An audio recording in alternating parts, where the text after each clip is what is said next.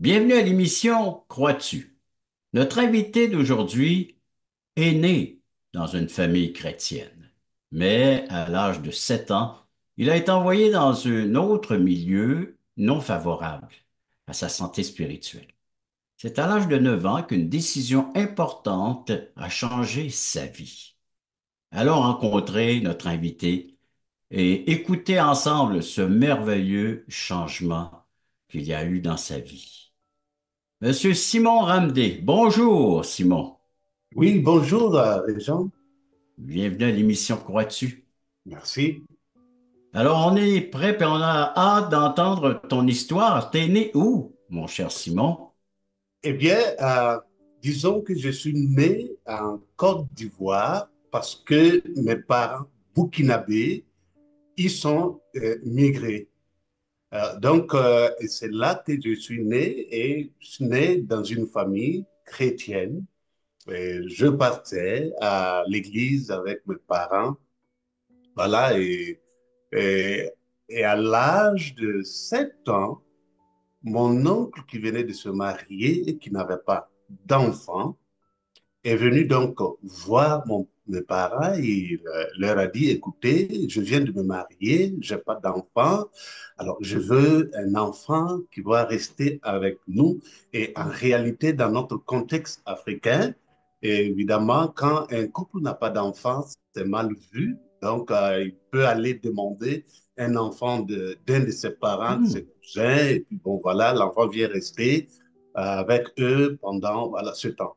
Donc, c'est ainsi qu'il est venu. Il a quitté le Burkina, où il résidait. Il est venu en Côte d'Ivoire et il a donc fait cette demande à mon père. Et mon père a bien voulu que ce soit à moi, mais un petit détail, mon père est un grand planteur de cacao et de café. Il en a des superficies de kilomètres. Alors, donc, pour lui, il n'était pas tout à fait indiqué que tous ses enfants partent à l'école. Donc, il faut justement d'autres pour rester à côté de lui et l'aider dans le champ parce qu'il emploie d'autres personnes. Et mon grand frère, lui, il était déjà parti à l'école. Alors, donc, moi, j'étais supposé ne pas aller à l'école et rester avec mon père, l'aider au champ. Mais lorsque l'oncle est venu et que bon, il a décidé que moi je parte au Burkina avec lui, arrivé donc au Burkina, eh bien, l'oncle a jugé bon de me mettre à l'école. Donc, ce qui veut dire que si je ne partais pas au Burkina, je ne serais pas allé à Hmm. l'école. Ça, c'est quand même une grâce pour moi. Mais l'autre élément, c'est que en Côte d'Ivoire, chez mes parents, on était bien à l'aise parce il était bien nanti, bien, une famille assez nantie.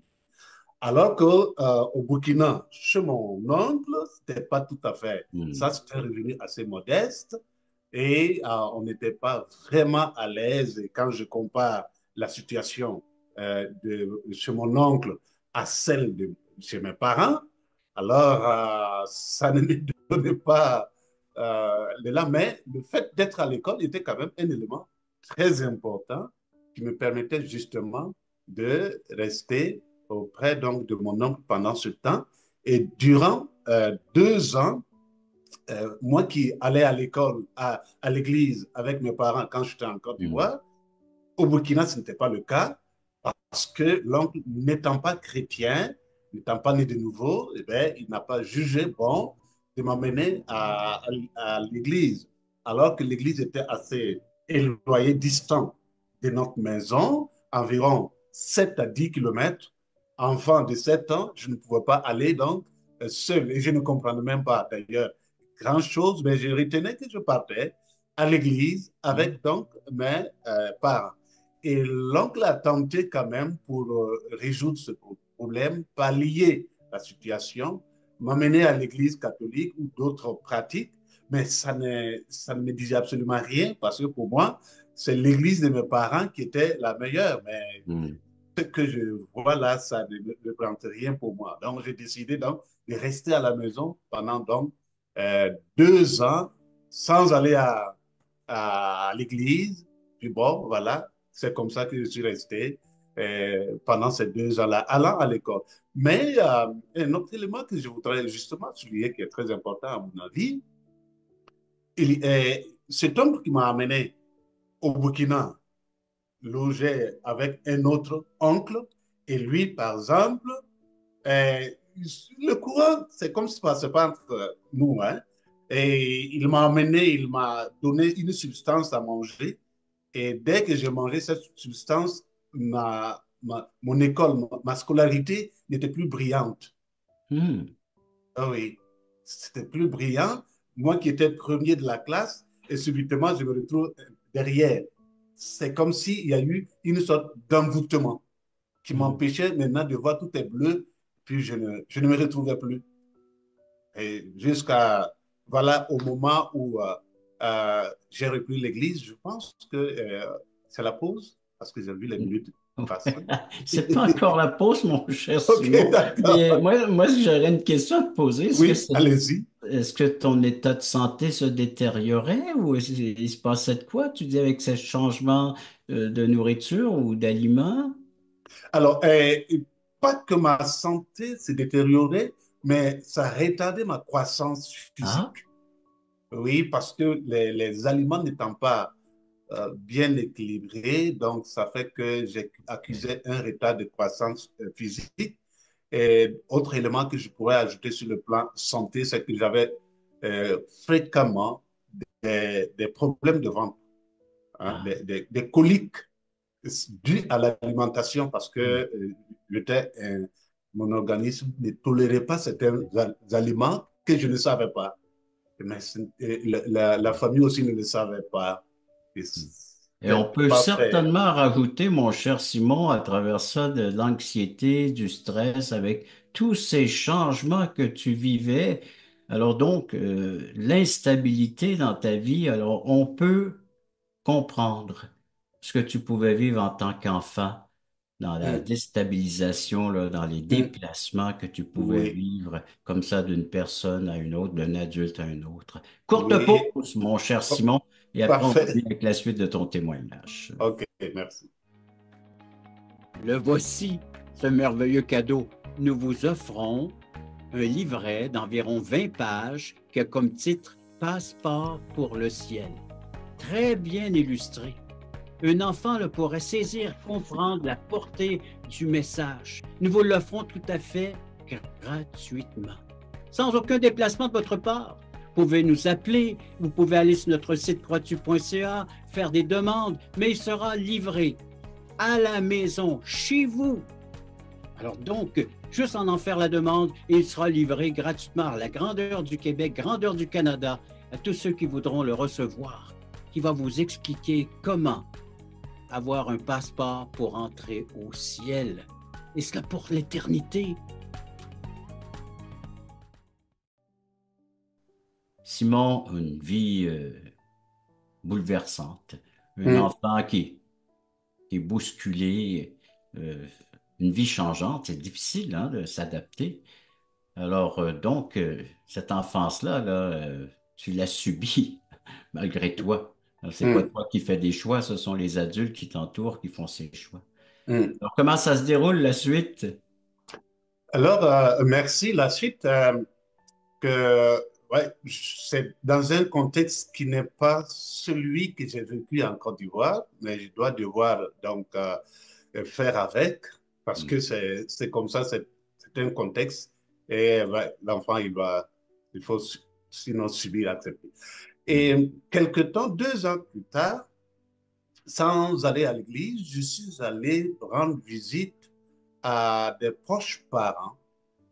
Et là, l'un des parents était déjà chrétien et même engagé à l'église. Et lui, il m'a posé la question. Il dit, mais écoute, tiens, depuis que tu es arrivé, tu ne viens plus à l'église, alors qu'en Côte d'Ivoire, tu partais à l'église. Qu'est-ce qui se passe? Tu as oublié le Seigneur Jésus? Hmm. Alors, cette question m'a touché. C'est une question qui allait me chercher. Et je repartais avec des interrogations, oui, mais c'est vrai. Je partais à l'église, j'étais content avec les enseignements de l'école de dimanche. Ici, pendant 2 ans, je ne suis allé nulle part. Et je reste à la maison, qu'est-ce que je fais? Donc, ça commençait à tourner dans ma tête. Je dis, mais je veux aller à l'église parce que mes parents partaient. Je vais aller ici. J'ai dit à mon oncle, écoute, je veux aller à l'église catholique. Et c'est là, il dit, mais écoute, c'est loin, et moi, je ne peux pas t'amener si tu veux aller à pied. Je dis, oui, même à pied, je vais aller. Hmm. Et c'est ainsi donc qu'il dit, bon, écoute, je vais te montrer, indiquer l'endroit. Il m'a donc indiqué l'endroit. Je suis allé à pied, à plus de 7 kilomètres à pied. Alors, et chaque dimanche, j'y allais. J'y allais comme ça. Et j'étais content d'aller. J'écoutais la prédication, tout autour. Et, mais je rencontrais quand même quelques difficultés parce que le parent n'étant pas chrétien ne comprend pas pour la nécessité pour moi d'aller à l'église. Il trouve qu'aller à l'église tout le temps, c'est une perte de temps. Il y a beaucoup d'autres choses à faire que d'aller à l'église. Donc, il tentait justement de m'en empêcher par Hmm. certaines activités et tâches. Et dès qu'il le fait, moi, je faisais tout pour finir et puis aller à l'église. Mais l'élément important, c'est que dès que j'ai repris l'église, j'étais content d'aller à l'église, mais je n'étais pas jusque-là conscient de mon état de péché. Et pour moi, je me référais à un certain nombre de péchés récurrents et connus par tout le monde. Et je dis, ben, je ne fais pas telle chose, je ne fais pas telle autre chose. Donc, pour moi, je suis juste devant Dieu. Et si Dieu devait descendre pour apprécier les gens, il aurait m'apprécié parce que je ne vole pas, je ne tue pas. Donc, je suis euh, un enfant exemplaire. Donc, c'est comme ça que Hmm. je fonctionnais. Jusqu'à un jour, l'Église a organisé une prière, et c'était un dimanche, et je suis allé, et je priais, et dans mon cœur, je disais, ben voilà, je suis là dans la prière, je pense que si on devait présenter les cœurs, j'aurais le cœur le plus pur, parce que, je ne fais pas ceci, je ne fais pas cela. Et tout d'un coup, j'ai une vision pendant la prière. Et dans cette vision, j'ai un tuyau et du tuyau coule de l'eau, mais de l'eau sale. Et j'ai dit non, non, c'est pas bon. Et pendant que je disais non, c'est pas bon qu'il y ait de l'eau sale qui coule du tuyau, j'ai entendu une voix pendant la vision, mais c'est l'état de ton cœur.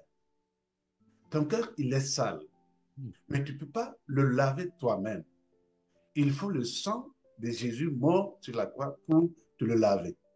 Et lorsque je suis revenu à moi, j'ai commencé à prendre donc conscience de mon état de péché.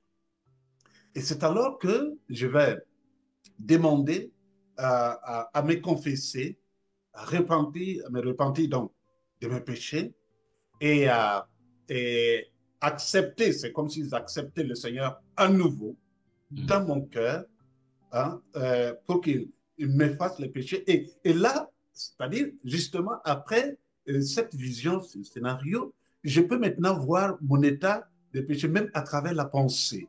Hmm. Nos pensées corrompues, bien des choses qui viennent tordre notre cœur. Et j'ai compris que personne de lui-même, d'elle-même, du moins, ne peut être juste devant Dieu. Donc, on ne peut pas se justifier devant le Seigneur. Il faut cette grâce qui vient de Dieu pour être sauvé et avoir donc la paix du cœur et, bon, justement, le salut de notre âme et la lumière du ciel qui éclaire notre existence pour nous orienter sur le chemin de la droiture par donc la grâce au moyen donc de la foi. Et c'est justement ce, euh, ce déclic, j'allais dire, qui va donner une autre orientation à ma vie. Et dès lors, il y avait comme une sorte de soif qui s'installe en moi.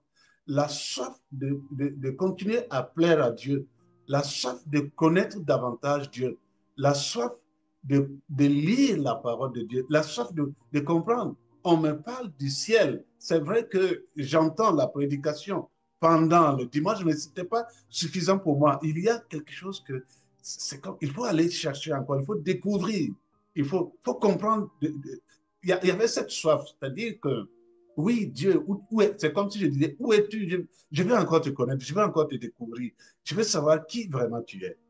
Et c'est là justement que je vais demander à ce qu'on m'achète une Bible.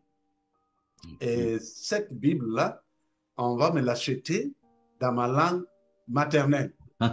Mais Elle mon va donc, cher Simon, oui, alors donc tu vis cette expérience-là à l'âge de 9 ans. de 9 ans, c'est ça. De 9 ans.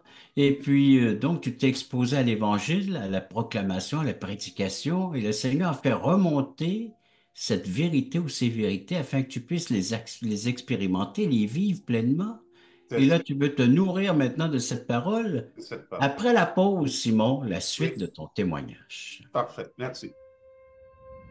Vous rappelez-vous du temps où vous étiez dans ce monde totalement perdu, quand Dieu vous cherchait? Vous souvenez-vous de la joie ressentie au moment où vous êtes passé de l'ombre à la lumière, quand votre raison de vivre par l'amour de Dieu est devenue claire? Allons, levons les yeux, montons sur la montagne pour conquérir. À la gloire de Dieu et au salut des âmes perdues, il est temps de célébrer notre foi.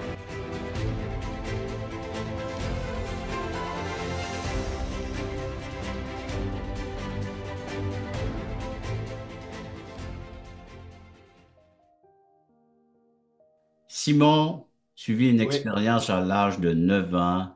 Le oui, Seigneur se révèle à toi en tant que Sauveur et Seigneur. Tu réalises que tu as besoin d'être lavé, purifié. C'est uniquement par son sacrifice à la croix, son sang qui a coulé, qui peut te mm, rendre pur et te mm, permettre d'entrer en présence de ce Dieu saint et juste. Et là, tu as faim, tu as soif et tu veux te procurer une Bible, la parole de Dieu. mm, mm. C'est ça. Alors, donc, j'ai demandé qu'on m'achète une Bible, on me l'a achetée, mais la Bible était en moré. Moré, c'est la langue maternelle, ma langue maternelle.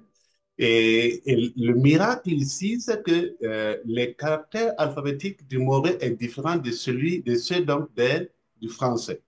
Et moi, je n'avais pas été alphabétisé par le passé en moré. Mais j'ai essayé de lire au début, ça paraissait un peu difficile, mais au fur et à mesure que je lisais, ça devenait facile. Et c'est comme ça que j'ai rapidement lu le Nouveau Testament de Matthieu à Apocalypse. Et à l'époque, il y avait aussi les psaumes qu'on ajoutait au Nouveau Testament. Et Donc, tout j'ai cela dans lu, ta langue maternelle. oui, dans ma langue maternelle. Donc, je l'ai lu d'un trait de A à Z. Et au fur et à mesure que je lisais, il y a des vérités qui se révélaient à moi. Je comprenais comme si quelqu'un m'expliquait et ça a renforcé ma foi, ma soif de chercher Dieu, d'aller toujours dans la présence du Seigneur. Et en lisant aussi, j'ai appris que, eh bien, on peut jeûner et prier pour chercher donc la face de Dieu. Et en lisant, j'ai compris l'histoire de Jésus. Oui, c'est vrai qu'on me le racontait dans, à l'école de dimanche, mais le lire moi-même directement comme ça devient encore plus important. Et j'ai dit, mais je veux faire comme les disciples faisaient, c'est-à-dire jeûner et prier. Et demander la présence de Dieu davantage dans ma vie parce que je veux le rencontrer, je veux encore le découvrir davantage. Et c'est ainsi que j'ai jeûné un jour et là, à partir de 15 heures, alors, j'ai commencé à avoir c'est comme s'ils avaient des vertiges, c'est l'effet de la fête, justement. Il me semble que ce jour-là, le soleil s'est levé à l'ouest pour se coucher à l'est, dans mon imaginaire avec Ok. la Le fête. monde à l'envers. Le monde à l'envers, disons. Et à 15 heures, je dis non, je ne peux plus, je vais arrêter le jeûne. Je suis rentré, me mettre à genoux, commencer à prier. Et ce jour, j'ai prié comme je n'ai jamais prié. Et la force qui m'animait dans la prière, je n'ai jamais vécu cela. Et je sentais que la prière était assez particulière. Je sentais la présence de Dieu. Et c'est comme s'il y a quelque chose qui s'est passé dans ma vie. Et, et justement, à partir de ces instants, mes esprits, je dis comme ça, mes esprits sont revenus. Qu'est-ce que je veux dire? C'est-à-dire que moi qui ne voyais plus, qui n'était plus brillant à l'école, j'ai commencé à avoir Hmm. une mémoire très vive, très alerte, et c'est comme tout a repris place dans mes facultés, et je n'avais pas plus de problème d'études et partout où je passais pour les études, c'était comme une lettre à la poste qui passait tout simplement. Et là, j'ai compris que c'est après, c'est pendant cette prière que quelque chose s'est passé pour briser le blocus qui existait, qui m'empêchait donc d'étudier tranquillement avec une certaine brillance comme je ne le faisais pas le passé. Et après ce moment, je n'avais plus, c'est-à-dire je n'avais plus honte de parler, de partager de l'évangile parce que je vivais quelque chose que je voulais partager avec les autres. Et je me rappelle, une fois, je disais à mon oncle ceci, il dit, mais je suis certain que si je mourais aujourd'hui, je vais directement au ciel. Il s'était fâché contre moi, il dit, mais toi, tu dis, mais qu'est-ce qui te prend pour que tu dises de telles choses? D'où te vient cette assurance? Je dis, non, je lis dans la parole de Dieu et c'est sûr, j'ai le Seigneur, donc si je meurs aujourd'hui, je vais aller au ciel.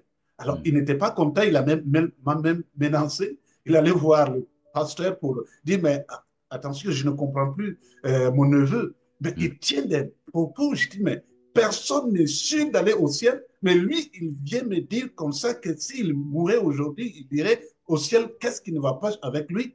Et le pasteur me dit non, et il essaie donc de lui expliquer, c'est une forme aussi de lui apporter l'évangile, lui. Mais quelles que soient ses menaces, il ne pouvait plus m'en empêcher parce que j'étais décidé. Et c'était un contexte où, vous voyez, euh, euh, lui, il pratiquait la religion traditionnelle africaine, donc les sacrifices aux idoles. Et il avait une maison, une case où il avait les idoles et il faisait ses sacrifices.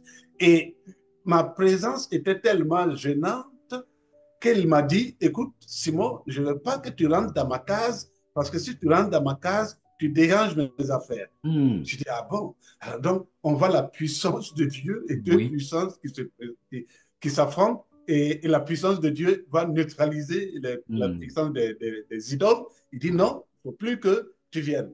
Et le deuxième étonnement, il me dit un jour comme ça, en face, mais Simon, je ne comprends pas, quand on veut te faire du mal avec un pouvoir mystique, on n'y arrive pas. Et j'ai dit, mais tiens, ça, c'est encore une preuve que Hmm. peut-être qu'il y a eu une tentative, je ne sais pas, mais une tentative qui est confrontée à la puissance de Dieu en moi et qu'il était obligé de comprendre que ce qui est avec moi est plus puissant que ce qu'il a. Donc, la puissance de Jésus, le sang qui m'a lavé, Hmm. protégé, Hmm. gardé, empêche qu'on puisse m'atteindre Hmm. avec Hmm. quelques pouvoirs, Alors, par quelques pouvoirs quelconques. donc, Simon, en plus d'expérimenter ce merveilleux salut, cette délivrance, tu vois la manifestation de la puissance de Dieu confronter les puissances des démons, les puissances des ténèbres, la Exact. lumière, tu vois la lumière se manifester au sein des ténèbres, c'est ça Oui, la oui, réalité. oui. Mon cher Simon, je te garde encore quelques instants après une courte pause et tu nous Parfait. reviens avec cette fois un appel, une invitation à nos téléspectateurs de eux aussi de bénéficier de cette grâce que Dieu t'a accordée un jour après la pause.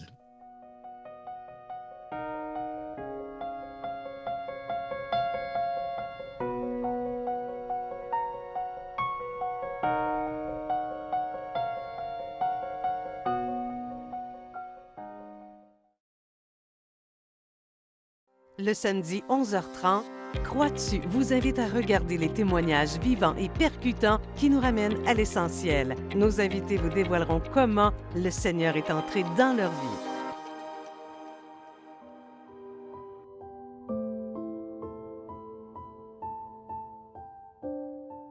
Simon, alors adresse-toi à nos téléspectateurs et dis-leur ce que le Seigneur t'a mis à cœur. Hmm. Évidemment, je peux dire que connaître le Seigneur, c'est la meilleure des choses qui puisse arriver à un être humain ici-bas sur la terre. Et j'ai consacré, j'ai tellement découvert cette grâce que j'ai pas connu une jeunesse agitante à gauche, à droite, parce que ce que j'ai trouvé était nettement mieux et meilleur que quoi d'autre chose que je puisse imaginer en ce monde. Et là, je pense que j'ai compris ce passage Dieu, de la parole de Dieu qui dit que Dieu a tant aimé le monde qu'il a envoyé son Fils unique afin que quiconque croit en lui ne périsse point, mais qu'il ait la vie éternelle. Je l'ai la vie éternelle parce que la Bible dit que connaître Dieu, c'est avoir donc la vie éternelle. Et par cette même occasion, je voudrais inviter nos téléspectateurs de faire cette même merveilleuse expérience de la connaissance du Dieu vivant, véritable créateur des cieux et de la terre. Vous voyez, ici, on va justement se cacher, se réfugier derrière certaines idéologies, pratiques et compréhensions qui nous éloignent du Dieu créateur, alors que nous avons quelqu'un qui nous a créé, le Seigneur Jésus, qui est venu pour nous sauver de nos péchés et nous réconcilier avec le Père créateur pour qu'une fois quitté cette terre, que nous soyons accueillis devant le Père créateur, devant qui tous les êtres humains devront comparaître. Vaut mieux préparer notre l'au-delà ici-bas en croyant au Seigneur Jésus, sauveur de l'humanité.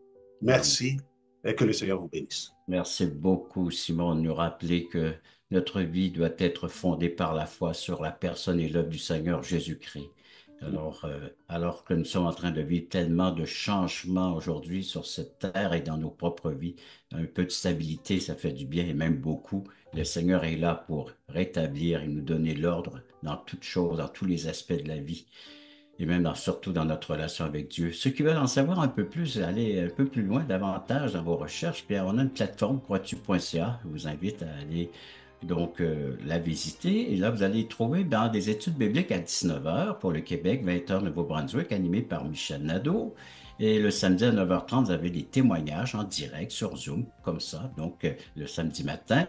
Et vous avez de la littérature qui est offerte tout à fait gratuitement. Vous pouvez nous en faire la demande, soit en allant sur le site croitu.ca ou en nous appelant. Alors, en composant le numéro de téléphone, vous voyez à l'écran, il y a une équipe qui sera là pour répondre à vos appels, écouter vos commentaires et surtout répondre à vos questions et à vos demandes et vous aider peut-être à comprendre davantage ce qu'est le salut qui est offert en Jésus-Christ par uniquement grâce, par la bonté de Dieu. Merci encore une fois, Simon, et merci à nos téléspectateurs d'avoir été à l'écoute de cette autre émission, Crois-tu?